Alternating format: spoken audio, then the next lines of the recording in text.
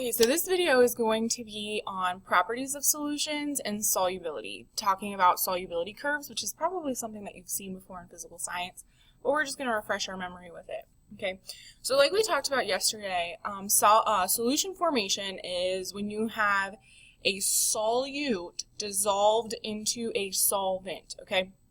So sometimes, though, when you have a solvent and a solute, they don't dissolve into each other, okay?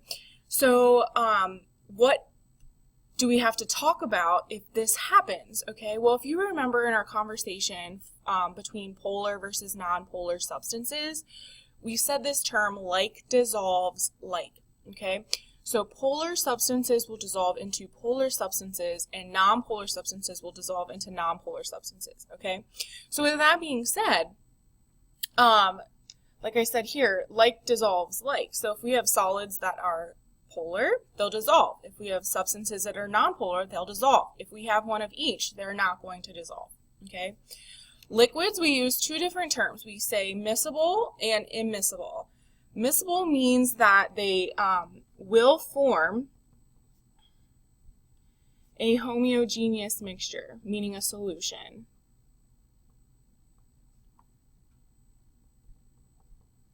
Okay, so an example of this would be something like, I'm trying to think of an example, like ethanol and water. They would dissolve in each other, okay? So then immiscible means that they're not going to dissolve, okay? So these would be opposite things. So do not dissolve. An example of this, I bet you could think of one, but the one that comes to my mind the most is oil and water. Okay, those two substances would be considered immiscible in each other because water is polar and oil is nonpolar, so they're not going to dissolve into each other. Okay, so let's talk about three things that we can do to make our solute dissolve faster into our solvent. And there's three that we're going to discuss, okay? The first one, you can kind of see in this image on your notes, is that I have like this sugar cube. So say this is like iced tea.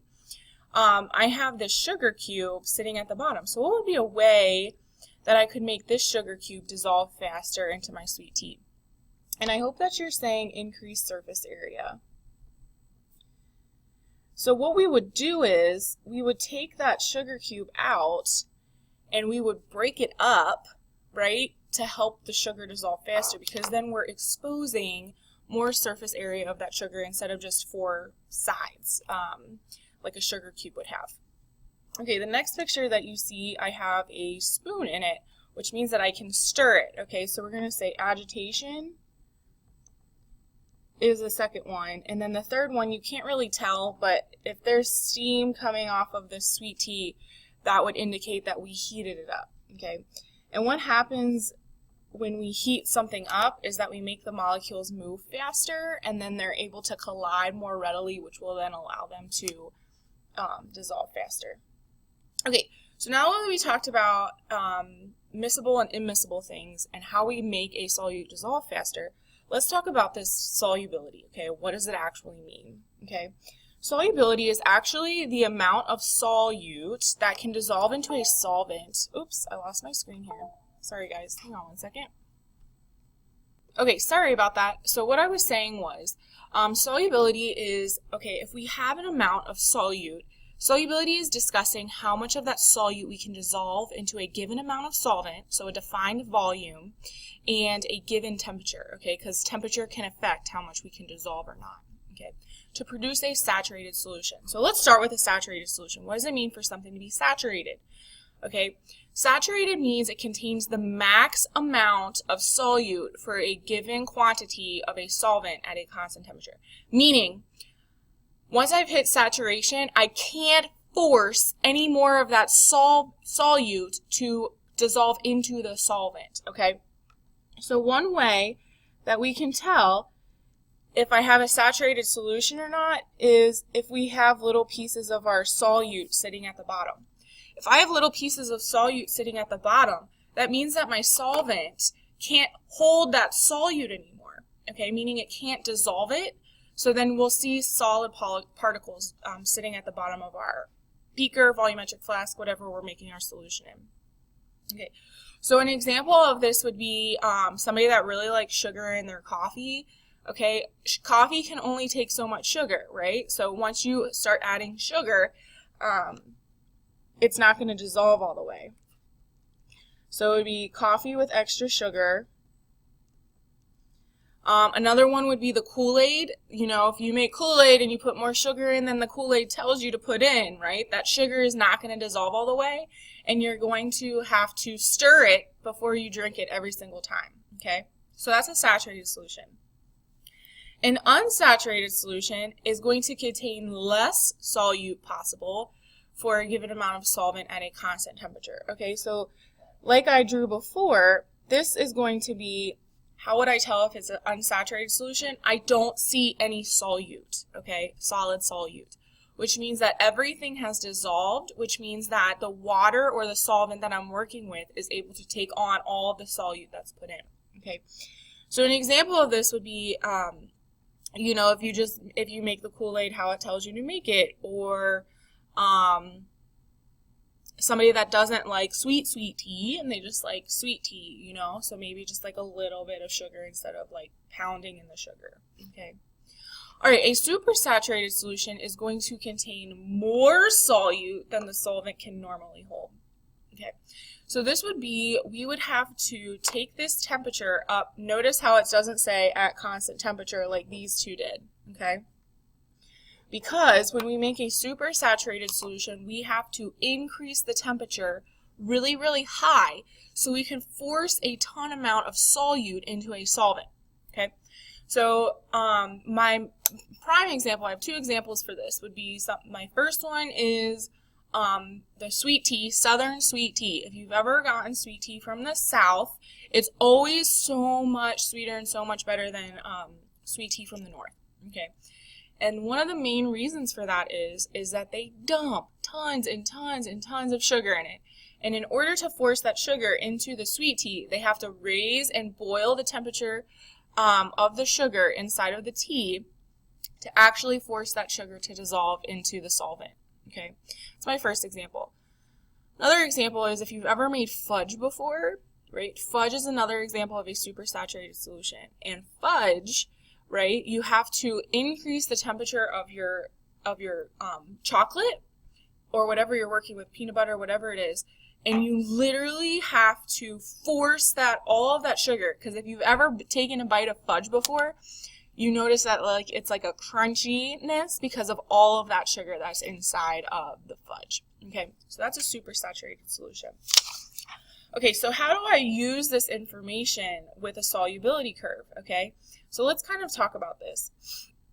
So this is what we call a solubility curve, and it's kind of hard to see in your notes, but we'll make sure that you understand it when we look at your notes inside of class. Okay, but what this is saying is our temperature is on the x-axis. Okay, so solubility is going to be dependent on the temperature.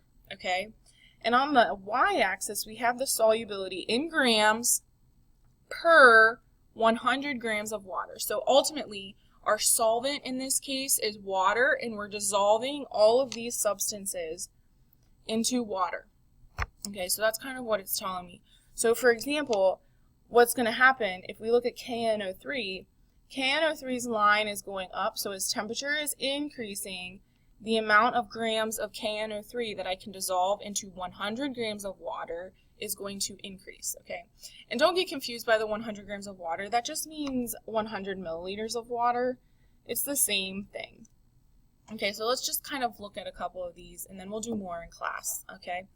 All right, so number one says, describe what happens to the solubility of KNO3 as the temperature increases. So I've kind of already indicated that. So as temperature is increasing, KNO3's line is going up, which indicates that the solubility will increase, meaning I'm going to be able to dissolve more solute into my solvent as temperature goes up, okay? Which substances decreases in solubility? So most of the time solubility will increase with increasing temperature, but this guy down here, you can't really tell, but his line is actually going down. So yttrium-3 sulfate, or YB2SO43, actually decreases in solubility as you increase temperature, okay? I'm going to skip number 3 here for a second and number 4. I just want to look at a couple of these. Okay, so I'm skipping this one and this one. All right, so this one says classify each point as saturated, unsaturated, or supersaturated. Okay, so saturated is our line. Unsaturated would be under the line. Supersaturated would be over the line or above. I should have written. Sorry. Ugh, my English is bad this morning. Sorry. Okay, so let's look.